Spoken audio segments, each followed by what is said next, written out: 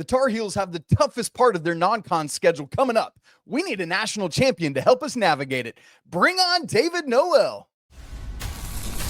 This is David Noel, and you're listening to Locked On Tar Heels. You are Locked On Tar Heels, your daily podcast on the UNC Tar Heels. Part of the Locked On Podcast Network, your team every day. Hey there, what's up? It's Thursday, November 20th, 2025. Welcome into the Locked On Tar Heels podcast, the only daily North Carolina show out there. I'm your host, Isaac Schade. You're joining me at the place to get your Tar Heels content every single day. It's all part of the Locked On Podcast Network now, the number one sports podcast network there is. Thanks for making us your first listener watch to get your Thursday going the right way. Special shout out to all you everydayers and all the members of the Locked On Tar Heels Discord as well. So glad to have you all with us. This episode is brought to you by FanDuel. Right now, new customers can bet just $5, and if your bet wins, you're going to get $300 in bonus bets to use all across the app. Download it and get started today. Coming up on the show, special guest, 2005 national champion, Mr. David Noel, current Greensboro Swarm assistant coach. Going to be great to have him. Here's what Dave and I are talking about on the show. Carolina heads into the most difficult stretch of the non-con schedule. We'll look ahead to that, but also look back at this players-only meeting. Is that the right call? We'll get Dave's answer on it. Also, just like Seth Trimble is helping usher in a new era of Tar Heels, David Noel did that, bridging the gap from that championship team in 05 to the nucleus of the team that would ultimately win the 09 national championship as well. And then also, we're going to get caught up on David's life and times, now an assistant head coach. What's going on? What's his future look like? All that and more. Also, good news, newly committed 2026 recruit Maximo Adams officially signed with Carolina on Wednesday. Great stuff there. All right, let's get right to it. Here's my conversation with David Noel. We just said it. We just set it up. But joining us now is 2005 national champion David Noel. Dino, I love that nickname. Let's get after it. And by the way, now Coach David Noel, for those who are unfamiliar, we'll talk about that later in the show. But Dino, 5-0 start to the season for the Tar Heels. Great stuff. You love to see that second time of the Hubert Davis era. For folks who hadn't seen it, what game was it you hopped on with Theo for the live watch? That was fun. That was the North Carolina Central game. Yes, that was cool, man. Yeah. I enjoyed that. So if you haven't seen Theo doing it, I mean, it's Theo, that's all you need to know. Just go check those out. Theo's killing it. Love all the stuff he does.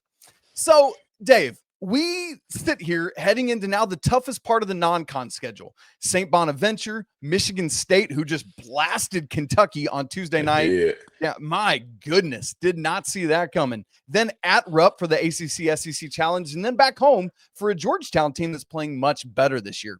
So, Dave, from your mindset, from where you sit, where do things stand for you heading into this toughest part of the non-conference schedule? I honestly think this is a prove who you are moment over these next 5 games. This is a chance for North Carolina to go out and prove that they are who everybody kind of believes that they are. And the team that's been put together, they've been battle tested. This is a chance for them to be battle tested through this stretch. The Saint Bonaventure game, especially the Michigan State and Kentucky back to back, and like you said, Georgetown have been playing much better basketball. So I'm excited to see what they do through this stretch, because at the end of the day, it's games like this that are going to build you for later on in March. Man, that is so true. Obviously, the Kansas win, you got that banked. That's great, but you can't rest on your laurels there. Got to keep moving forward. Dave, I do want to revisit Tuesday night, though, before we move on ahead. Carolina cruising up 24, about 4.5 minutes to go. And then Navy, the midshipmen, go on this 15-0 run, and it leaves a completely different taste in everybody's mouth. The report from the players after the game is that Seth Trimble, and we're going to talk more about his leadership here in a little bit, but that Seth Trimble calls basically a players-only meeting after Game 5 when Carolina's 5-0. I want to ask you to put on your coach's hat here for a second before the player's hat, because I think both of those viewpoints are important here. Dave, from a coaching standpoint, you like that move from your senior captain? Absolutely. So a lot of times, like I'm even dealing with it now, right? With the Greensboro Swarm, there are a lot of things that we need players to step up and hold each other accountable for, because there's a lot when it comes from the coaches. It's like a kid. When it comes from your parents, you don't necessarily hear it. You know what I mean? And so, but when it comes from your peers and guys that you are going to battle with every single game, then it's one of those things where you're like, oh, okay. All right, we got to tighten up in certain areas, or I need to be doing this better, or I know this guy got my back, so it's coming from a genuine place, and we all need to be better. And I think that's the situation that happened with the players only thing. And again, you love that as a coach, that your players are stepping up and holding each other accountable versus it being the coaches all the time. Here's what's hilarious. I used that exact parent analogy on my show yesterday, right with you, Yeah. because it makes so much sense, right? It lines up. Now, here's what's interesting. I had a couple people reach out to me after that and say, yeah, but you're undefeated. Like, is there a problem in the locker room? Are there relational issues? Are there chemistry issues? Why is it important, Dave, in your mind, to like get out ahead of it before you get to that point? Because that's exactly what you want to do. You want to nip stuff in the bud becomes before it becomes a fire. So in situations like that, whether on a 15-0 run, like what were they doing?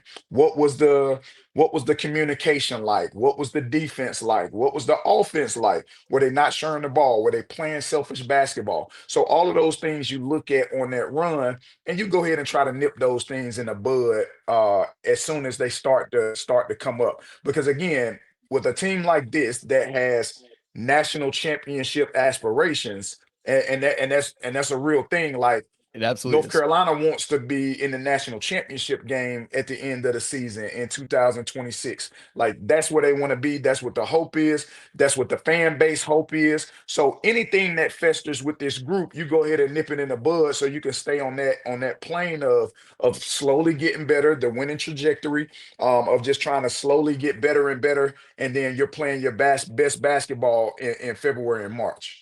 That's the goal. And we saw teams that you were part of, Roy Williams coach teams, do that year after year after year, that upward trajectory throughout the season, man. I love what you're talking about with it. Okay, now let's get back to looking ahead as we started with these four upcoming games, the Bonnies, Michigan State, Kentucky, and Georgetown. That Georgetown game coming up on Sunday, December 7th. So, David Noel, when we're tucking ourselves into bed on the evening of Mhm. Sunday, December 7th, getting our nighties on, dreaming of sugar plums, whatever we're doing in early December, what in your mind is a successful trek through those four games? Um, you know what? That's a that's a tough question because and now this is the coach in me talking. Okay, bring it. I don't necessarily view losses as bad sometimes. You know what I That's right. mean? So Yep. it doesn't if we're learning but we lost. It's always good to learn through winning, right? That's what everybody prefers. But sometimes it's not the case. And so sometimes you can take a loss to let's say a Michigan State. But what did we learn through that loss? How do we get better? And so again, that also goes back to the players only conversation too. Maybe that nips something in the bud with the players only conversation that doesn't fester in Michigan State, and now you're able to get that win. You know what I mean? So it's a catch 22, but just to give you an answer, I'll say 4-1 is a very successful route through these next 5 games. I like no, Five that's and 0 would be preferable, of course. right. Oh, of course. But like to your point, like you learn through winning. But with what you were saying about like you hear it different from your peers than you do your parents, the same is true when you like if you lose, now I've got your attention as a coach because you Absolutely. realize you lost something. And so I Yep. dude, I'm right with you. I don't, I know a lot of the fan base will get up in arms over losses because it's like nobody wants to lose. But Right. sometimes, man, it's more about the journey than this specific moment right here. And so I love It's what al- you're it's saying. all it's always about the journey. I know that's hard for people to see at times, but it's always about the journey. The journey is what's going to get you once you get to the end goal. That's what's gonna help you like achieve that end goal. Whether it's a national championship or whether it's a Final Four run or Elite Eight run, whatever it is, the journey and the process that you go through each season, each day of every practice, watching film it's the daily improvement and the genuine gratitude of being at the University of North Carolina, and that's the real process if we're being honest. And I think we should be honest. I don't like to lie, David Noel. No. So Carolina played Navy Tuesday night. They got a week until they play Saint Bonaventure down in Fort Myers next Tuesday. So I want you to put on both kind of your coaching hat and your player hat here. Through these first 5 games, Carolina's done with this opening homestand. First, what's going well? What in your mind has been like one or two of the biggest keys to Carolina's success thus far?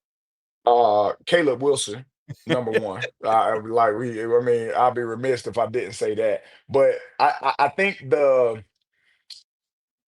how fast they're gelling together, and again, they're gelling through this new age of college basketball, right? This new NIL where it's almost like the G League. I joke with college coaches all the time, like y'all got a new team every year. It's like the G. So, and so from that standpoint, it is about how fast can you gain chemistry, right? Again, for college teams, they get these guys pretty much in April or something like that after they've transferred from their other school, and now they start to try to lay the foundation with a completely new team or a lot of new parts. And so the chemistry that this team has, I really like. But again, Caleb Wilson is the head that kind of turns this thing. And so I'm super excited to see what he does. And I'm super excited to see some of the other pieces start to unfold and start to break out into their games as well to help Caleb out.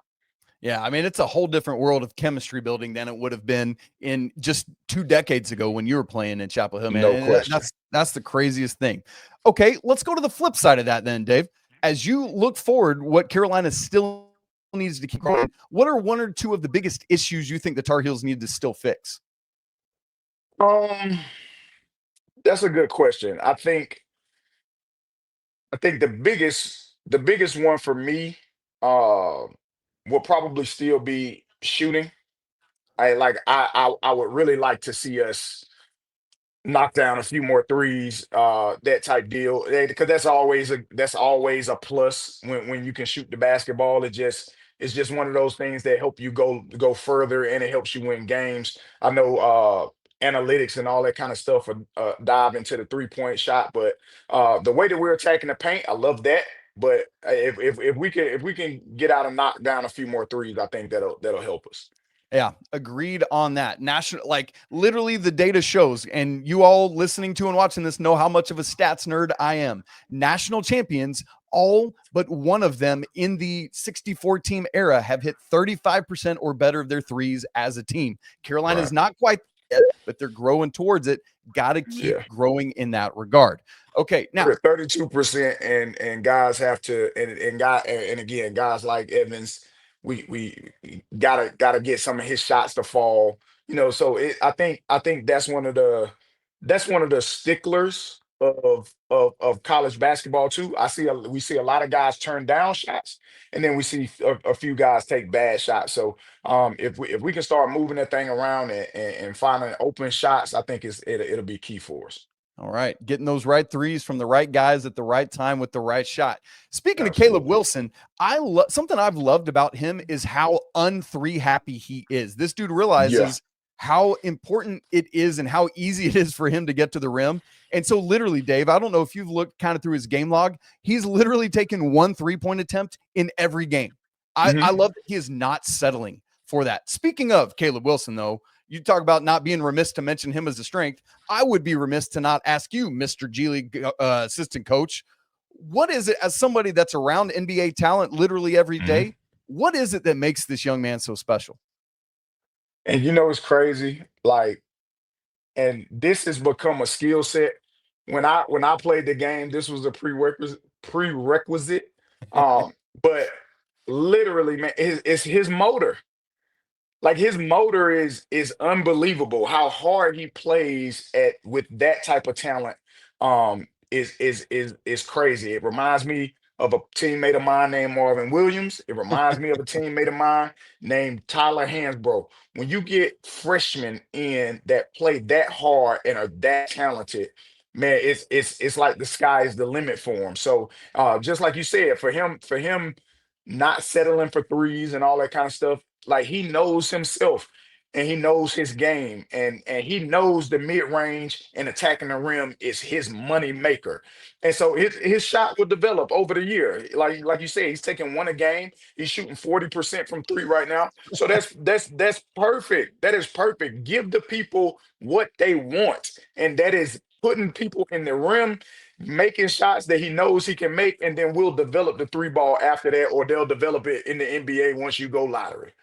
Man, and that lottery is seemingly guaranteed at this point with the early start of the season he's had. Cannot wait to watch it. Okay.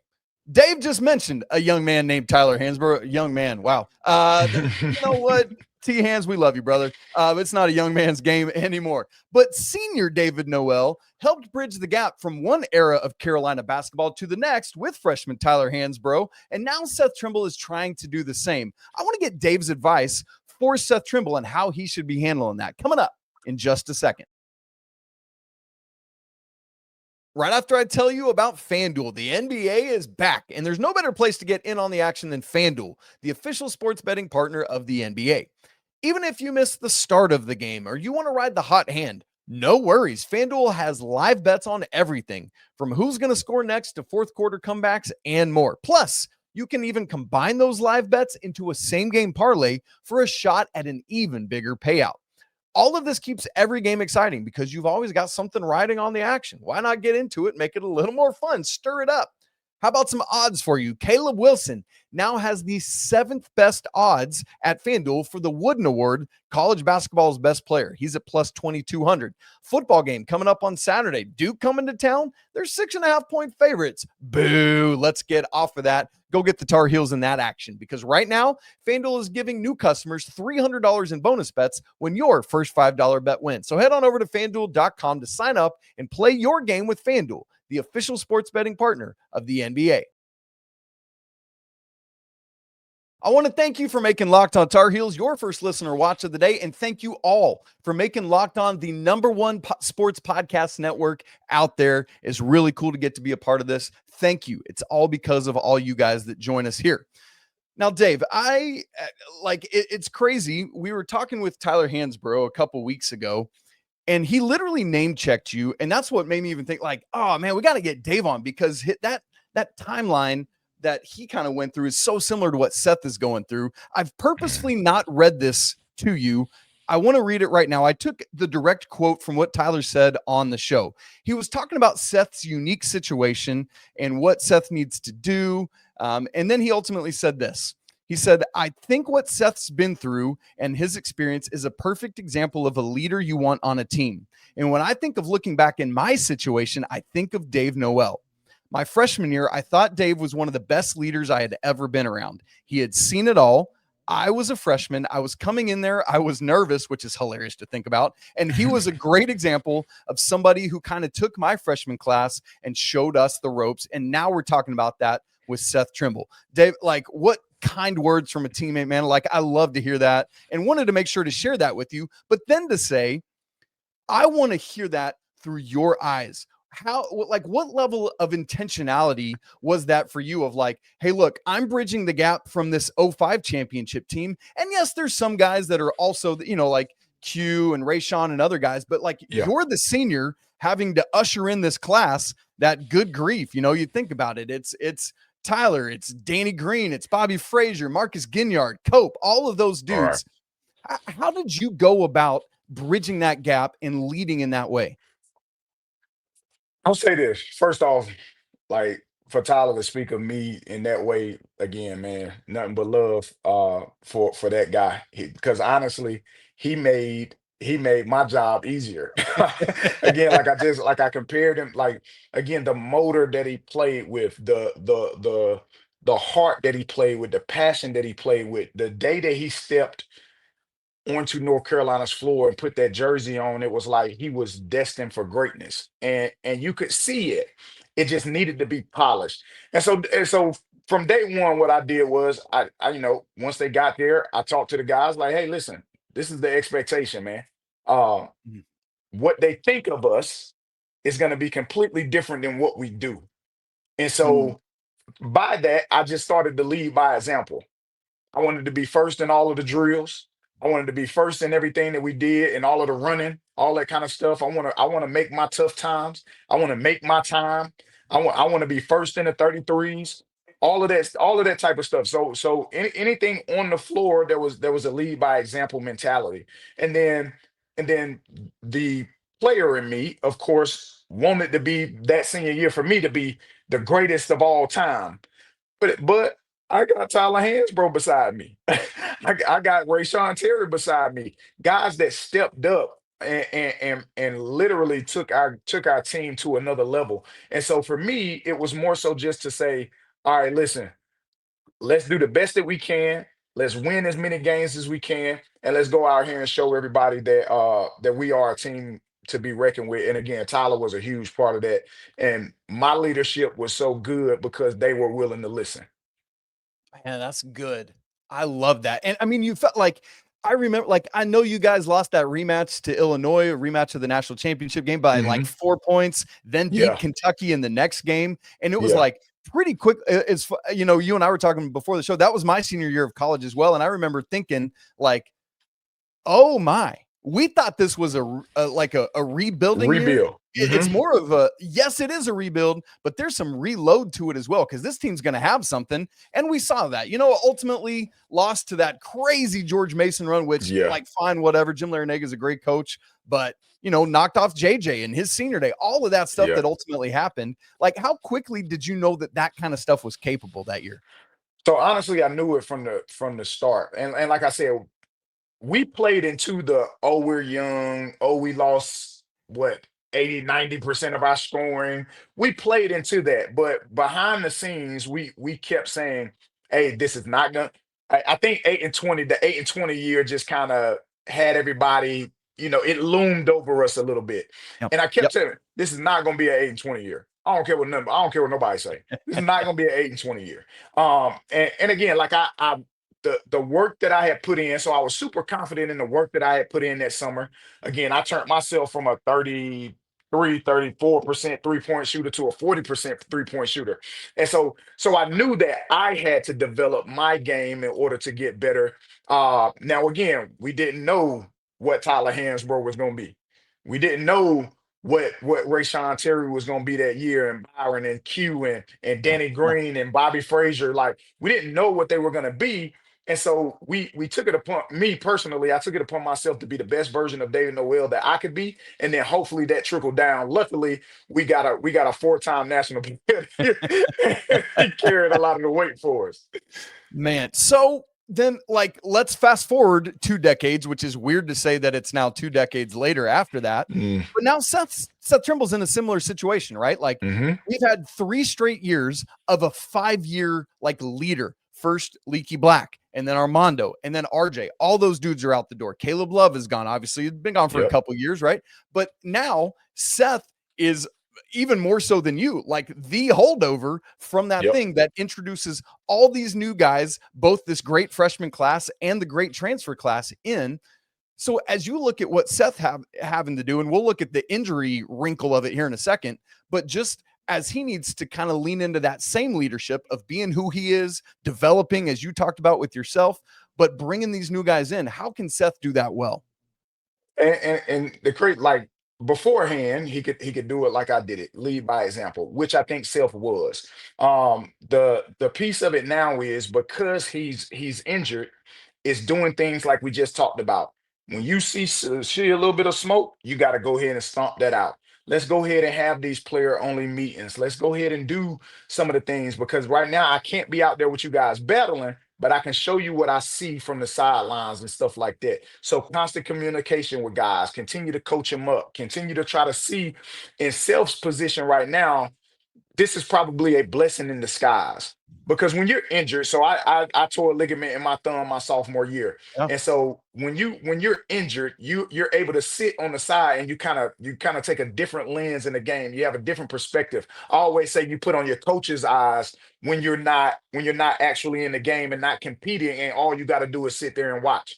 And so I'm super interested in how Self watches the game and how he's able to communicate with guys in game to make certain adjustments. Again, like we just talked about, that player to player accountability is super, super important. But again, the other factor of that is, like I just said, I had a freshman class that listened to the quote unquote wisdom and knowledge that I had, and that's what it's going to have to be for this group when as Seth tries to lead. And thankfully, it seems like to each person of Caleb Wilson, Derek Dixon, and Isaiah Dennis, it seems Hmm. like they're all in on that, which is For great. sure. And the transfers too. I don't mean to speak differently of them. I just mean specifically to the freshman class. Yeah. Dave, for Seth, you talked about your ligament injury. Like, obviously, the prognosis 6 to 8 weeks, but like 6 to 8 weeks, yes, you're healed. But man, getting back up to game speed, like obviously he can do that from a running standpoint. But Yeah. could you give people a frame of reference for like, hey, I got to learn to trust my arm again. Hey, I got to learn how to yes, technically I'm medically cleared, but I'm not back to game prep level yet. How Yeah. hard is that part of the recovery? So I will say this. I was a little different when it came to that. And the way that I wanted, so when I got injured, I didn't want anybody telling me that I had to do anything. Like it sucks when you're injured. Like we got guys now dealing in the G League where they're injured and they got to go through this protocol and they have to do, all of these sprints or whatever.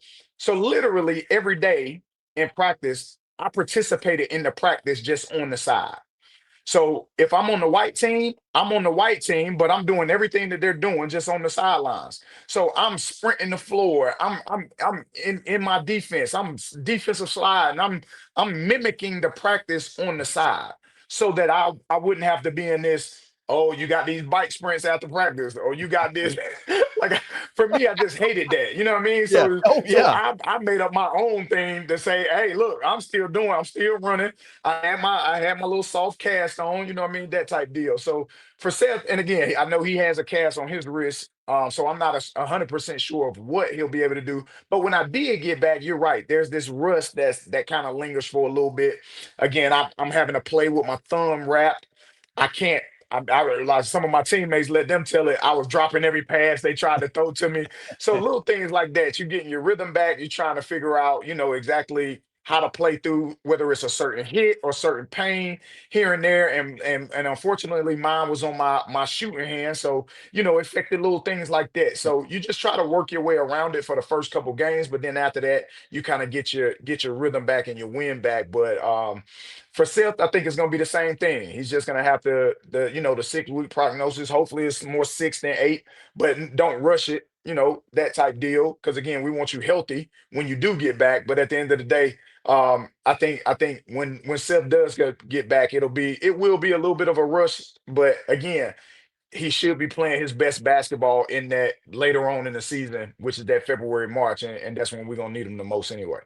All right, get well quick, Seth. Get back. Can't wait to see you, but excited to see what he's learned, what his coach's eyes learned from this time on the sidelines. Now, we mentioned it earlier, you guys, and it's crazy to say this, but it has been 2 decades since Dave graduated from Carolina. I don't know how Yeesh. that's a reality. Here we are, 2 41-year-old men hanging out. Let's get caught up, though, on what's going on in Dave's life right now. Literally coached a basketball game this morning as we record and has another one today as you're listening to or watching this on Thursday. We'll get caught up on all of that coming up in just a second.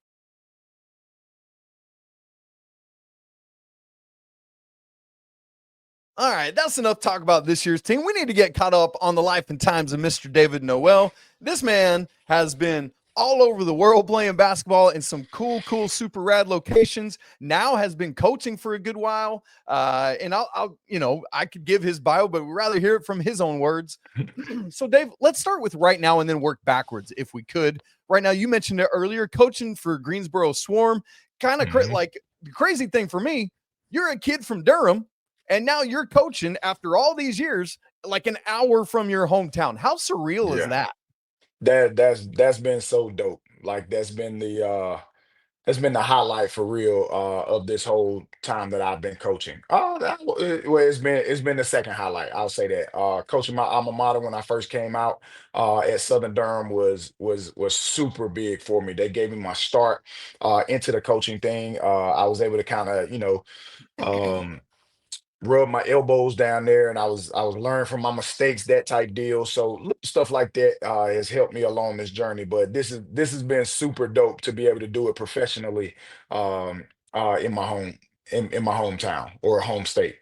Yeah, that's cool. Well, take it like you retire as a player, and Mhm. then how does it get to the point of coaching at Southern Durham? I mean, like you said, like what a dream to get to coach at the place that turned you into the man you are today. So then again, we're being honest on this on this podcast. So I didn't look at it as a great thing at first, because when I retired, I really wanted to jump straight into college. Okay.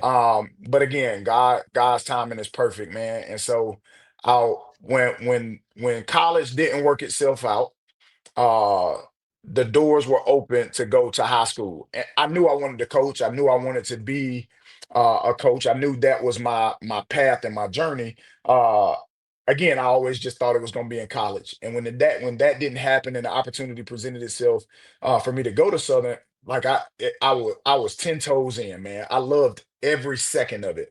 Um and honestly, if I could go back, I probably would have stayed. But nonetheless, I've learned a lot over my journey, especially in the G League, because that was my goal, right? To As a coach, I wanted to, once I got the job at Southern, I wanted to shrink the gap for any high school player that was going to college that I coached. I wanted that transition to college to feel like it wasn't a transition at all, or it was just the talent got better, but I know exactly what I'm doing. I've seen every coverage, I've seen every ball screen. I know how to cover every ball screen, little things like that. I know how to be in what we call shift or load or help, the gap, whatever you want to call it. I know all of those terminologies, and so now once I go from Southern Durham to a D1 school or D2 school or D3 school, I know this terminology, and I'm able to perform it at the highest level because I've been coached that way. So and I'm still knocking on the college door. I will say that I'm trying my best to see what the college door has for me, but we'll see. Like I said, God's timing is perfect. Hey, amen to that. As a man of faith myself, I follow that every day of my life. So I thank you sharing that word with us, Dave. Now, Absolutely. like you said it, college is the play, but you jump from high school straight up. Is this your 7th year in G League? Seventh year. Dude, that is wild. So like Wow. like I'll come back to that in just a second, but long term, do you are you kind of like I'm enjoying this pro thing, I'd rather stay here, I'd rather jump to the NBA, or is it like, hey, if I had my druthers, if I could choose, I would ultimately land in the college ranks?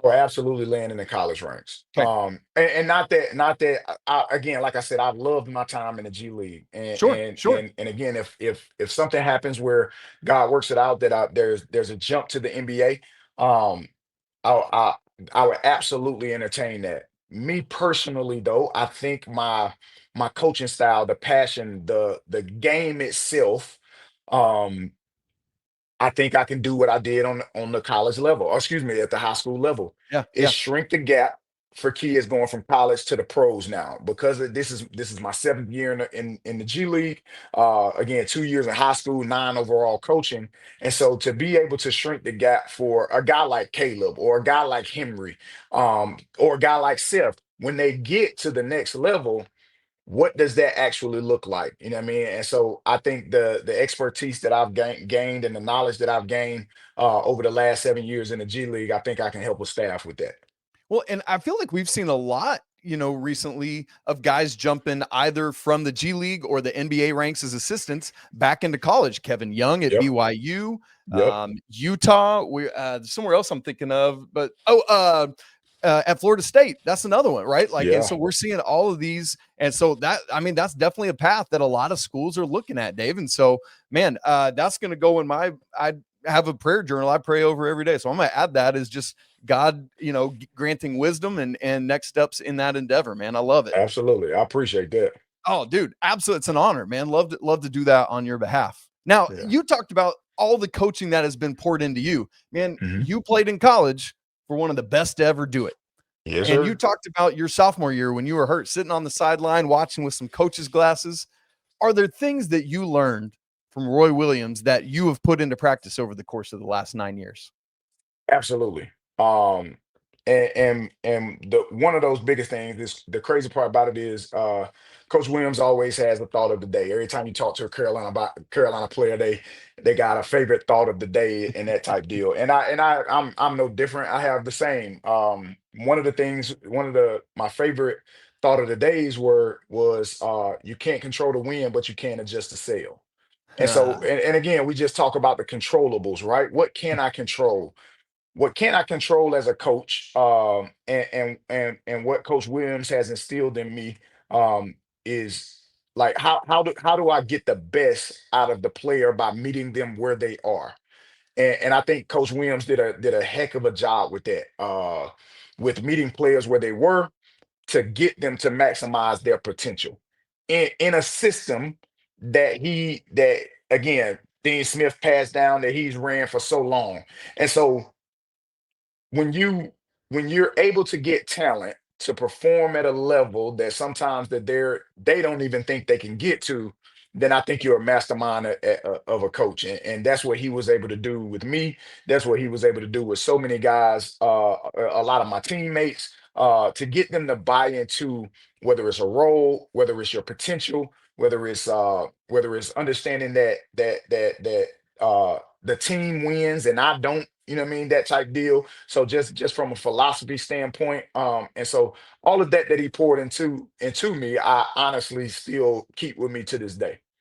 Man, that's a good word, brother. Thank you for sharing that. I love it. Mhm. All right, last question. We'll get you out. Swarm, off to a great start. You guys are 4-1 as we talk. Unfortunately, first loss of the season came earlier today as we record. But as people are Yeah. watching this on Thursday or listening to it on Thursday, a chance at redemption against the Raptors 905. Getting back last Saturday, franchise record 145 points. What do you guys need to do to get a revenge victory later on tonight on Thursday? We need to stop somebody. That's our that's our problem right now. We scoring all these points, but we can't stop nobody. So no, just but again, some of that is real. We have to find a balance. Last year we were a defensive team that struggled on offense. And this year we're fluid on offense. Everything falls forward. We're shooting the three ball way better. And defensively, we've just taken a step back. So we have to find that balance of doing what we're supposed to do on defense, our defensive absolutes, and also continuing to do what we do on offense. But today was one of those games where it came down to we needed a couple stops and we just couldn't get them. And so 905 were able to make plays down the stretch that won them the game. And kudos to them. They have a great team. They have a great coach. I actually coached with their coach in Detroit when I had my 2 years in Motor City. So Yeah. I know their pedigree over there. And again, we're right back at it tomorrow. So we'll see kind of how it plays out. Hopefully we can get this one tomorrow. I absolutely love it. Dave Noel, my man, thank you so much for your time. Thanks for your insights, both into this Carolina team, Seth Trimble's senior year through the lens of yours, man. I love that overlay. That's really cool. And then what's going on in your life right now. I just appreciate you opening yourself up to sharing that with us. Absolutely, man. I appreciate it. Thanks for having me. All right, you guys, make sure you follow the Swarm and Dave and everything they got going on in his career, man. It's going to be great to see, as we talked about, kind of what the Lord has in store for him going forward. Excited to watch that unfold. As always, I want to say that if you haven't subscribed to the show on video and audio, do that right now so you don't miss a second of Locked on Tar Heels. As always, we'll be live after the Duke game on Saturday. Hey, got to beat the Blue Devils. Let's get to bowl eligibility. And then obviously next Tuesday and Thursday after the Bonnies game and after the Michigan State game, got to toughen up for that one. No Seth Trimble to help. It's going to be a rock fight. Get ready for it. If you haven't joined the Locked on Tar Heels Discord, we'd love to see you in there. That link's in the show notes, absolutely free to join. If you haven't joined the Locked on Tar Heels Insiders, where you can go next level with the show, one-on-one conversations with me, free access to all of my stats and charts and data, my extensive Carolina record book, which this man's name is in over and over and over again. You need to join that, get next level with us. We'd love to see you in there. We'll talk again tomorrow, but for now, it's always a great day to be a Tar Heel. We'll get ready for the weekend coming up on tomorrow's show. But until then, peace. Peace.